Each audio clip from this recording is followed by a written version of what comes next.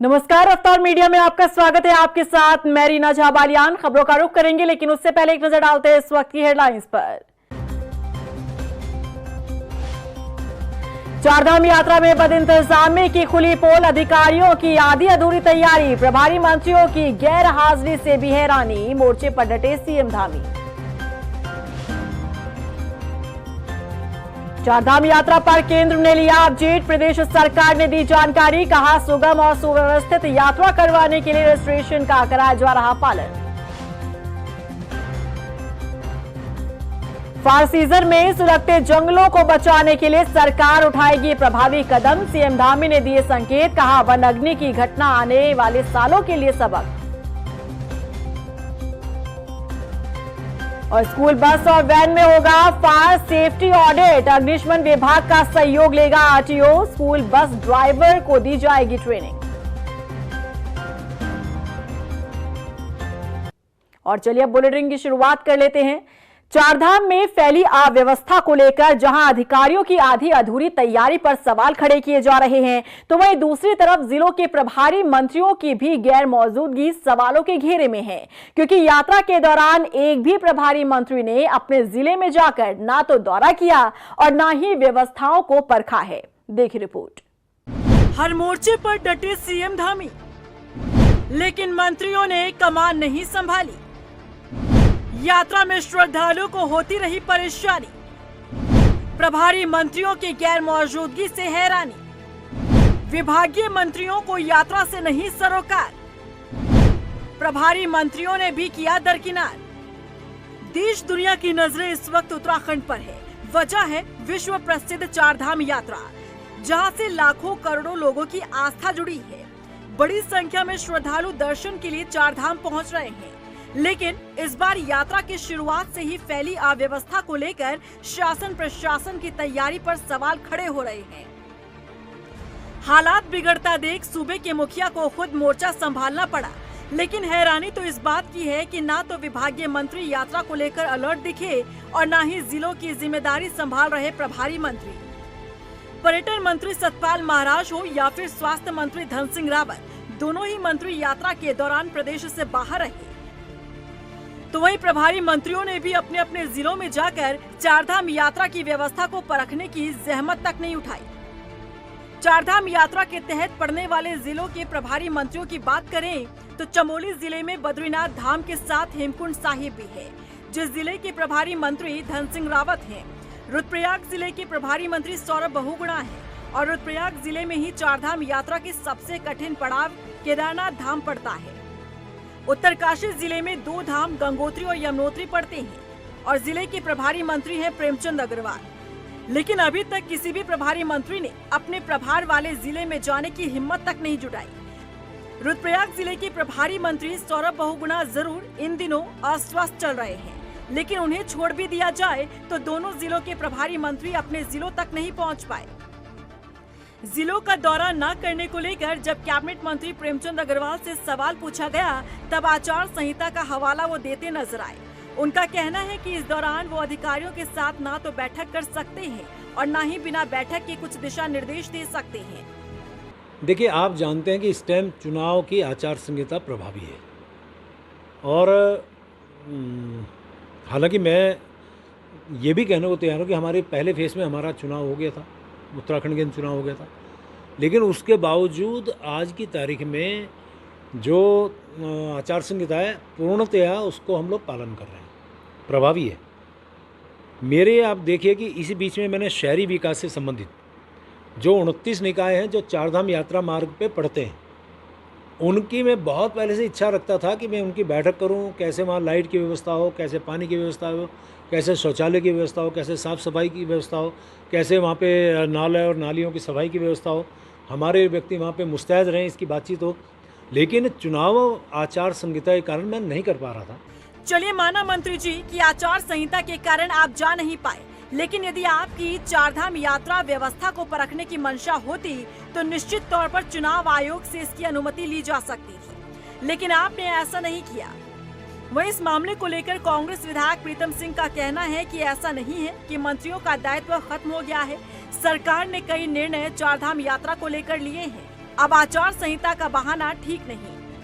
आचार संहिता है, लेकिन क्या मंत्रियों का दायित्व समाप्त हो गया है? क्या आचार संहिता के समय सरकार की एग्जिस्टेंस नहीं रहती है? सरकार की एग्जिस्टेंस तो रहती है। आखिर आप अधिकारियों को निर्देशित कर रहे हैं, आपने 4 सचिवों को जिम्मेदारी सौंपी, तो वो भी तो सरकार के निर्देश पे हुआ है ना। मैंने कहा ना कि पूरी सरकार सोई हुई है। सब लोग चुनाव प्रचार में लगे हैं, उन्हें चारधाम यात्रा से कोई सरोकार नहीं है। आप बताइए मुझे, पर्यटन मंत्री जो है चारधाम यात्रा पर जाते हैं,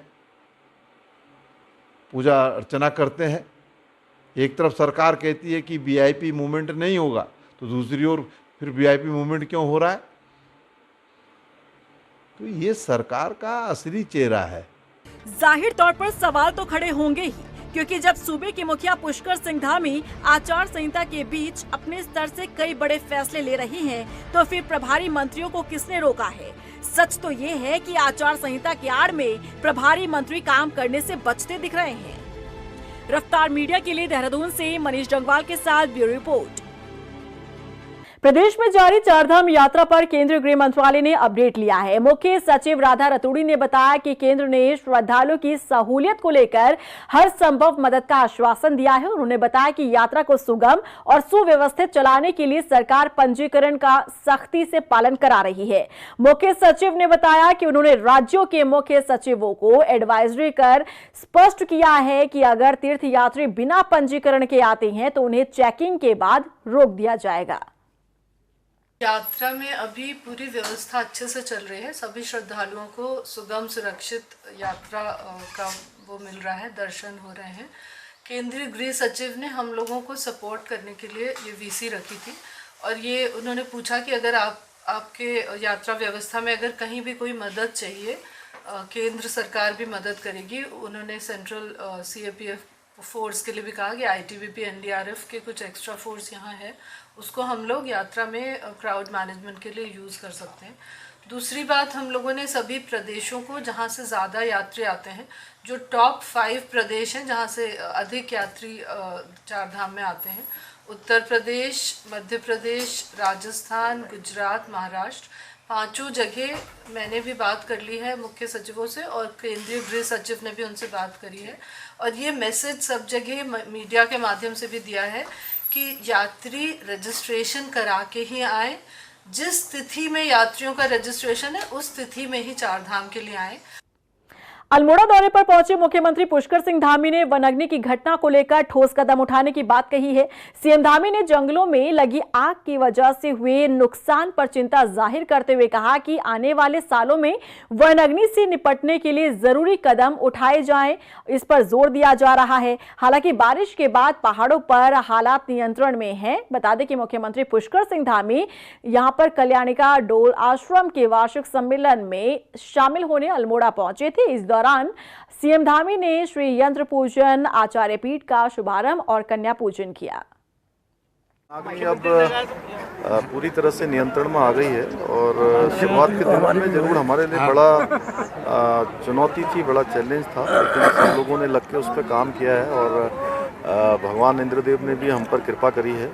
आगे भविष्य में वनाग्नि न हो उसके लिए फायर लाइन हम बना रहे हैं, और पूरे साल भर का जो प्लान होता है उस प्लान पर भी काम कर रहे हैं। 5 लोगों की मौतें हुई अल्मोड़ा।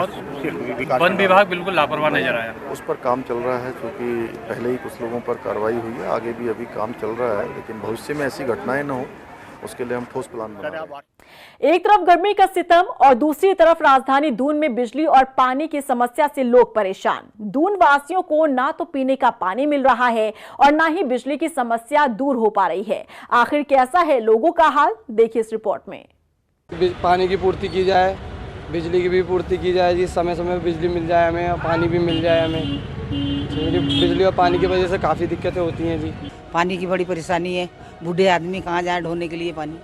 ये है दूनवासी जो एक तरफ गर्मी का सितम झेल रहे हैं तो दूसरी तरफ बिजली और पानी की किल्लत से परेशान हैं।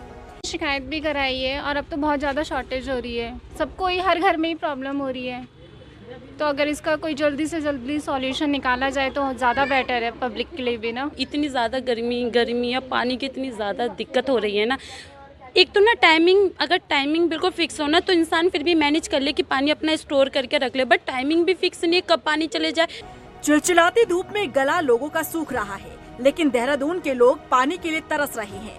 हालत तो ये है कि राजधानी देहरादून में पारा 40 डिग्री के पार पहुंच रहा है और लोगों के पास प्यास बुझाने के लिए पानी तक नहीं। वही बिजली का भी हाल कुछ जुदा नहीं है, बिजली संकट से भी लोगों का बुरा हाल है। पानी की बहुत ज़्यादा समस्या हो गई है और बिजली भी समय समय पे बार बार बिजली भाग जाती है, इससे हर आम आदमी बड़ा परेशान है। इससे जो हमारे कारखाने उससे भी बहुत फर्क पड़ रहा है। समस्या तो है ही भाई, क्या कह सकें हम इसके बारे में, बताओ। ये तो सरकार ही उस पर वो करेगी ना, अपना सरकार को देखना चाहिए ना भाई, तो बिजली तो प्रॉपर कम से कम आनी ही चाहिए। हर साल गर्मी के मौसम में दून वासियों का यही हाल होता है, लेकिन पेयजल और बिजली की किल्लत को दूर करने के लिए कोई उचित कदम नहीं उठाए जाते। हालांकि बिजली कटौती और पेयजल संकट को लेकर मुख्यमंत्री पुष्कर सिंह धामी ने अभी हाल ही में समीक्षा बैठक की, लेकिन विपक्ष इस पर भी सवाल खड़े कर रहा है। कांग्रेस का कहना है कि मुख्यमंत्री पुष्कर सिंह धामी बहुत देर से जागते हैं। मुख्यमंत्री जी बहुत देर से जागते हैं, चाहे वो वनाग्नि की बात हो, चाहे चारधाम यात्रा में अव्यवस्थाओं की बात हो, चाहे पेयजल संकट और बिजली कटौती की बात हो। हम लगातार जो है 1 महीने से ज़्यादा समय हो गया इस विषय को उठा रहे हैं, सरकार को जगाने का काम कर रहे हैं कि भैया बिजली कटौती जो है एक बड़ी समस्या बन रहा है, लोग इससे परेशान हैं। हॉस्पिटलों में मरीजों को दिक्कत हो रही है, स्कूलों में बच्चे नहीं पढ़ पा रहे हैं, रोज़मर्रा के काम जो है ऑफिसों में नहीं निपटाए जा सक रहे हैं और लो वोल्टेज है, बिजली कटौती इस कारण जो है ट्यूबवेल भी नहीं चल पा रहे हैं। 132 से ज़्यादा ट्यूबवेल जो है लो वोल्टेज के कारण जो है जल भराव नहीं कर पा रहे हैं। इससे पेयजल संकट जो है गहराए और हर वार्ड में ये स्थिति है। अब आप निर्देश दे रहे हैं, आप जो है समय रहते जो है तैयारियां क्यों नहीं करते? वहीं कांग्रेस के आरोपों पर बीजेपी ने पलटवार किया है। बीजेपी का कहना है कि लोगों को पानी मिल सके इसके लिए तमाम प्रयास किए जा रहे हैं और वैकल्पिक मार्ग निकाले जा रहे हैं। देखिए, सरकार का प्रयास आम व्यक्ति को पेयजल उपलब्ध हो, इसके लिए सरकार के द्वारा लगातार वैकल्पिक व्यवस्थाएं की जा रही हैं। टैंक के माध्यम से, टैंकर के माध्यम से हर गली मोहल्ले में पानी पहुंचाने का काम किया जा रहा है और इसके साथ ही बिजली कटौती को लेकर के भी आदरणीय मुख्यमंत्री द्वारा समीक्षा बैठक ली गई और क्योंकि गर्मियों के सीज़न में पेयजल की और बिजली की जो समस्या आती है उसके निदान के लिए सरकार हर संभव प्रयास कर रही है। उत्तराखंड ऊर्जा प्रदेश है, लेकिन ऊर्जा प्रदेश होते हुए भी उत्तराखंड में बिजली कटौती और पानी की समस्या बनी रहती है। इसे लेकर सियासत भी खूब होती रही, लेकिन सवाल तो आम जनता की समस्या के समाधान का है कि आखिर उन्हें पेश आ रही समस्या से निजात कब मिलेगी। रफ्तार मीडिया के लिए देहरादून से सुशांत सिंह के साथ ब्यूरो रिपोर्ट। रुद्रपुर में भी पेयजल की किल्लत के चलते हाहाकार मचा हुआ है। लोग क्षेत्र में घटते जल स्तर को लेकर चिंतित है। आलम यह है कि क्षेत्र में मौजूद जल स्रोत सूख रहे हैं, मवेशियों के लिए भी पर्याप्त पीने का पानी नहीं है। बता दें कि क्षेत्रवासी प्रशासन से मदद की गुहार लगा रहे हैं। वहीं लोगों की समस्या को देखते हुए जिला अधिकारी ने बताया कि जल स्रोत को बचाए जाने के लिए मुहिम शुरू की जाएगी, साथ ही पानी को लेकर लोगों को जागरूक किया जाएगा। अब जो है पानी का स्तर बहुत ही कम हो गया है, नदी नाला तो सूखे पड़े हैं, इधर पशु पक्षी भी पानी के लिए तराई तराई मची हुई है। तो मैं यही प्रशासन से कहना चाहूँगी कि इस तराई में जो बेमौसमी धान लोग लगा रहे हैं इसमें थोड़ा अंकुश करें, जिससे कि जीव जानवर को ये पानी की भरपाई पूरी तरीके से मिले। हम क्या सहूलियत दे सकते हैं, क्या अनुदान दे सकते हैं किसानों को, तो बड़ा लंबा एक मंथन हुआ है और काफ़ी कुछ चीज़ें लोगों के जहन में अब सोचने के लिए लोग विवश हुए हैं कि इसका विकल्प भी तलाशना हम सब की जिम्मेदारी है। तो अगले 1-2 बैठकों में इस पर निर्णय होगा और भविष्य में हमारी ये कोशिश है कि इस ज़िले में वाटर लेवल मेंटेन रहे, फसल भी अच्छी हो, किसान खुशहाल भी रहे। तो इन सारे बिंदुओं को लेकर हम लोग एक नीति बना रहे हैं। आगे कुछ समय में इस पर हम लोग अंतिम निर्णय। रुड़की के भगवानपुर थाना क्षेत्र और बुग्गावाला क्षेत्र में खनन माफिया बेखौफ नदी का सीना चीर रहे हैं। खनन माफिया सैकड़ों ट्रैक्टर ट्रॉलियों के जरिए खनन को अंजाम दे रहे हैं। लोगों की माने तो क्षेत्र में कई क्रशर हैं जो अपने फायदे के लिए राजस्व को नुकसान पहुंचा रहे हैं। वहीं इस मामले में भगवानपुर एसडीएम का कहना है कि खनन की मिल रही शिकायतों पर लगातार एक्शन लिया जा रहा है। उन्होंने बताया कि विभाग मुकदमा दर्ज कराने के साथ ही जुर्माना लगा रहा है। देखिए, इसमें अगर कोई ऐसा खनन हो रहा है उस पर लगातार कार्रवाई की जा रही है और विगत माह में 3 FIR इसमें की गई हैं अज्ञात के खिलाफ और लगभग 50 लाख का जुर्माना भी इन पर लगाया गया है।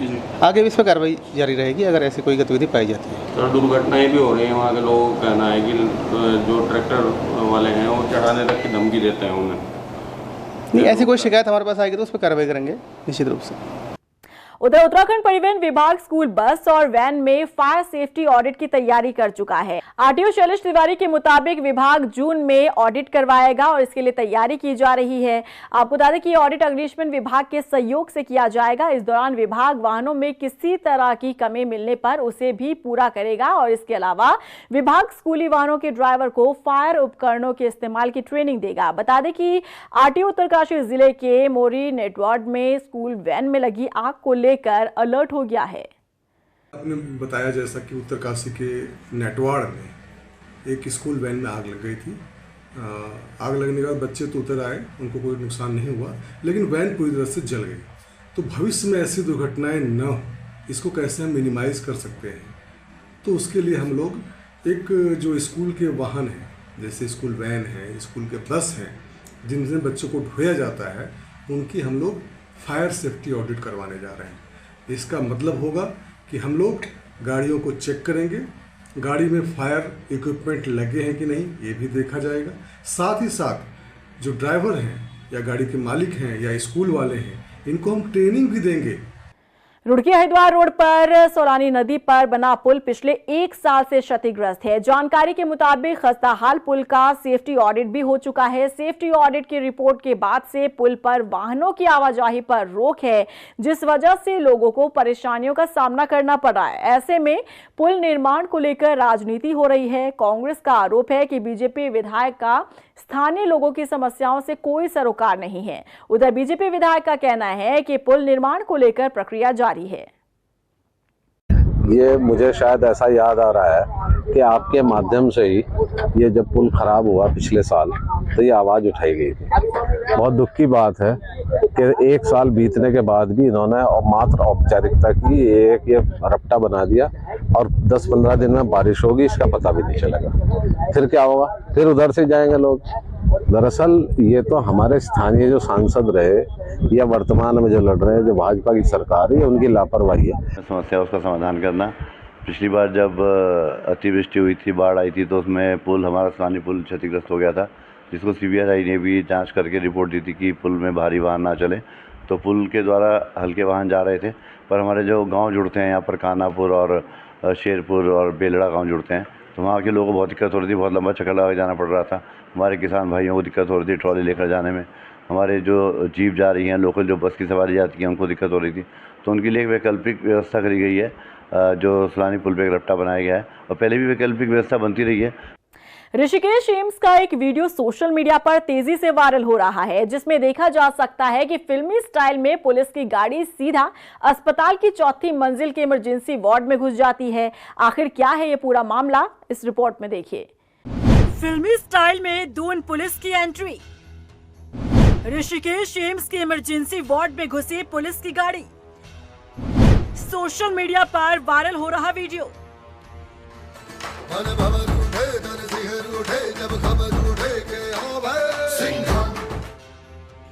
ऐसा सीन शायद अब तक आपने फिल्मों में ही देखा होगा, और अगर आप ये सोच रहे हैं कि ये किसी फिल्म की शूटिंग चल रही है तो आप बिल्कुल गलत हैं, क्योंकि यहाँ ना तो किसी फिल्म का सीन चल रहा है और ना ही किसी फिल्म की शूटिंग। ये तस्वीरें हैं ऋषिकेश एम्स के इमरजेंसी वार्ड की, जहां फिल्मी स्टाइल में पुलिस अपनी जीप लेकर एम्स की 4थी मंजिल के इमरजेंसी वार्ड में पहुंच गई।